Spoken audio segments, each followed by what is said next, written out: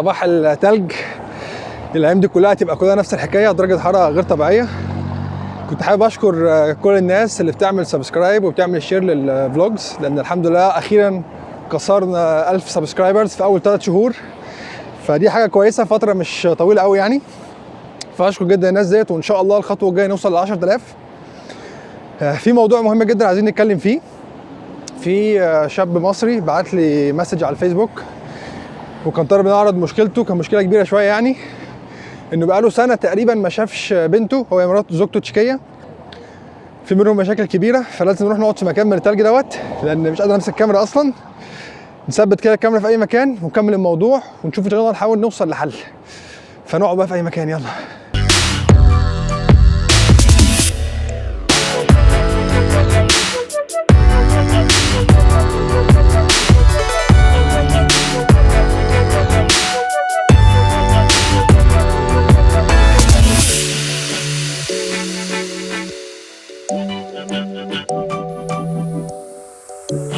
لقيت مكان احط فيه الكاميرا، بس ما زال الجو تلج لا يطاق.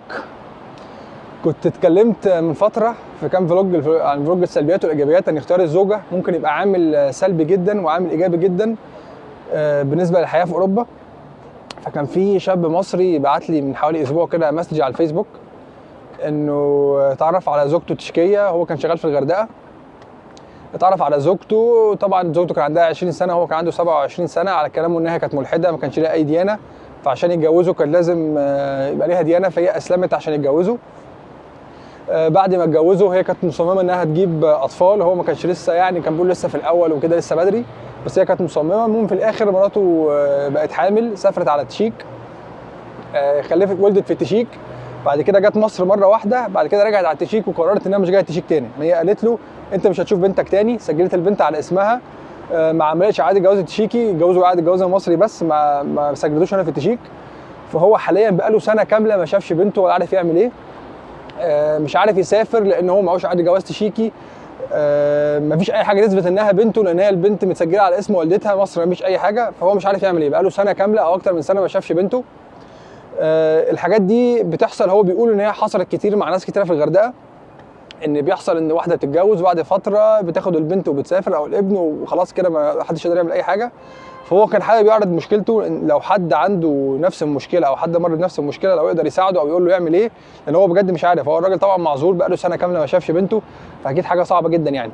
فاتمنى لو حد عنده نفس المشكله يقدر يتواصل معايا، او يقدر يقول لي مثلا حد يعرف حد عنده نفس المشكله عمل ايه، سواء هو او محامي، سواء هو جه، لان هو الراجل اللي حالته صعبه جدا يعني، ونتمنى ان احنا نساعده ان شاء الله. عشان برضه نبقى منصفين ان المشكله ديت بتتكرر كتير، بس هي بتتكرر من على الجانبين. يعني هو بيحصل ان الزوجه هي اللي تاخد الاطفال وبتمشي، وبيحصل برضه على الناحيه الثانيه ان في بعض الناس مصريين وعرب عملوا نفس الحوار، ان هو بعد فتره معينه بياخد بنته او ابنه وينزل على مصر ويقول لمراته انت خلاص مش هتشوف الطفل تاني. بيحصل اختلاف بينه وبين مراته، حاجه بتبقى صعبه جدا يعني كان في هنا من فتره واحده سلوفاكيه كانت متجوزه واحد مصري، وهو برضه قرر كده من لا شيء ان هو خد الطفل ونزل على مصر، وامه بقى لها 9 سنين ما شافتش الطفل. فطبعا حاجه صعبه جدا يعني، 9 سنين، متخيل هي ما شافتش الطفل، اللي هي اصلا مجرد ما تشوفه هيكون الولد نسيها، مش عارف اصلا يتكلم اللغه اللي والدته بتتكلمها. فحاجه صعبه جدا يعني، مهما كان الظروف او مهما كان المشاكل اللي بينهم. فحاجه صعبه جدا ان حد يقرر ان ياخد طفل ويحرمه من امه او ابوه، وطبعا ظروف الطفل ده بتبقى سيئه جدا يعني. برضو كان في شخص عربي هنا حصل نفس الحوار في تشيك، قرر برضو ان هو ياخد ابنه وينزل، بس مراته كانت بلغت فمسكوه في مطار المانيا ورجعوا الطفل للام، والشخص ده اتسجن. فاتمنى يعني اتمنى ان الراجل دوت حالته فعلا صعبه، ان حد يقدر يساعده، او اي حد عنده اي حلول، او اي حد مر بحاجه زي كده، بحاجه قريبه منه يعني، او يعرف حد، فيا ريت يتواصل معايا وانا هتواصل معاه ان شاء الله، ونحاول نلاقي له حل يعني.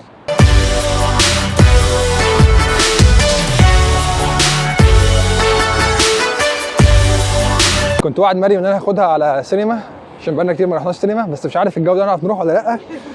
فهروح اجيب غدا دلوقتي ونرجع على البيت، بعد كده نشوف الجو ايه. لو الدنيا فضلت كده تلج مش عارف نعرف ننزل ولا لا، لو ما نزلتش فهنروح على السينما ونشوف بيت الفلوج هيمشي ازاي. الفلوج النهارده هو يعتبر هيبقى فلوج صغير شويه، انا كنت حابب اعرض مشكله الشخص دوت لو حد يقدر يساعده، فممكن ما يبقاش فلوج كبير يعني.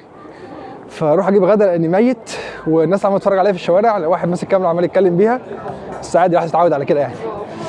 فيلا بينا.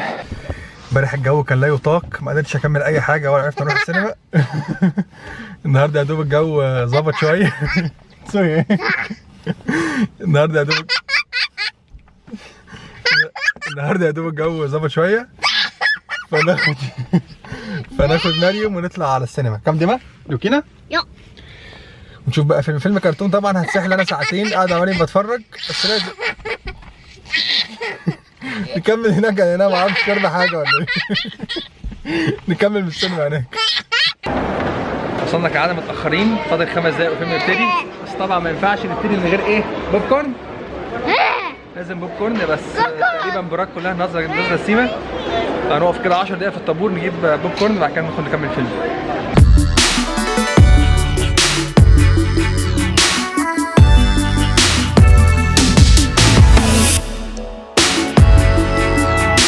اخيرا العربيه بعد معاناه، الجو فعلا كان برد يعني. كنت حابب بس اقول ان الفلوج ده ما كانش مترتب له، بس هو الشخص اللي بعت لي المسج ده كنت انا حابب اساعده، فان شاء الله حد يشوف الفيديو بتاعه ويكون حد زي حالته فيحاول يساعده ان شاء الله. فلو في اي حد يقدر يساعده بجد فيا ريت يتواصل معايا، وان شاء الله نحاول نحل له مشكلته، لان هو مش عارف يعمل ايه بالظبط، سواء يروح للسفاره او محامي او يثبت ازاي اصلا انها بنته، وان شاء الله نلاقي له حل يعني. اشوفكم ان شاء الله الفلوج الجاي. احتمال يبقى في فلوج سريع وسط الاسبوع، او هيبقى في فلوج ان شاء الله على الويك اند الجاي. فاتمنى ان شاء الله يكون الفلوج عجبكم. السلام عليكم. السلام عليكم. بحب اشكر استاذ محمد عرب ان هو بيساعدني لحد الان، وان هو يوصل مشكلتي ديت لاي حد يشوفني دلوقتي او سامعني. يا ريت لو عنده حل ليها يا ريت يتدخل بعد اذنكم. انا اتجوزت مراتي تشيكية، اصبحت مسلمة، عاد جواز رسمي في السفارة. بعد كده قعدنا مع بعض تقريبا 2 سنين، احنا لحد الان مع بعض يعني. بس هي كانت مصرة من الأول إنها تخلف، وكانت مصرة جامد إنها تخلف، فأنا قلت لها لا استنى شوية على الخلفة وكده، إحنا لسه ما استقرناش سواء هنا أو في التشيك. المهم باختصار خلفنا وتمام ومية مية. هي خلفت في التشيك،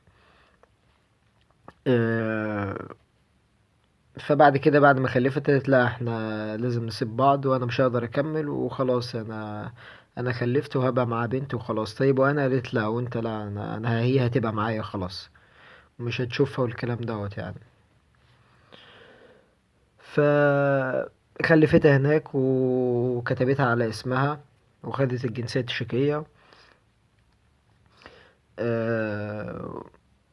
وبالنسبة لي أنا فبقول لها عاوز شهادة الميلاد عشان نسجلها هنا وكده، فقالت لي لا أنا مش هديك شهادة ميلاد ولا عقد جواز تشيكي رسمي. فلو أي حد عنده حل الموضوع دوت، السفارة طبعا ما بتساعدنيش. فلو اي حد مر بالمشكله ديت، او سواء خطوه يمين او خطوه شمال، يا ريت اللي يقولها يساعدني بيها برضه، هي هتنفع. او لو حد ينفع يطلع لي عقد الجواز التشيكي من هناك، او شهاده الميلاد بتاع بنتي، او ان انا اقدر اطلع فيزا ان انا اروح اشوفها، او كل الكلام دوت. وشكرا لكم.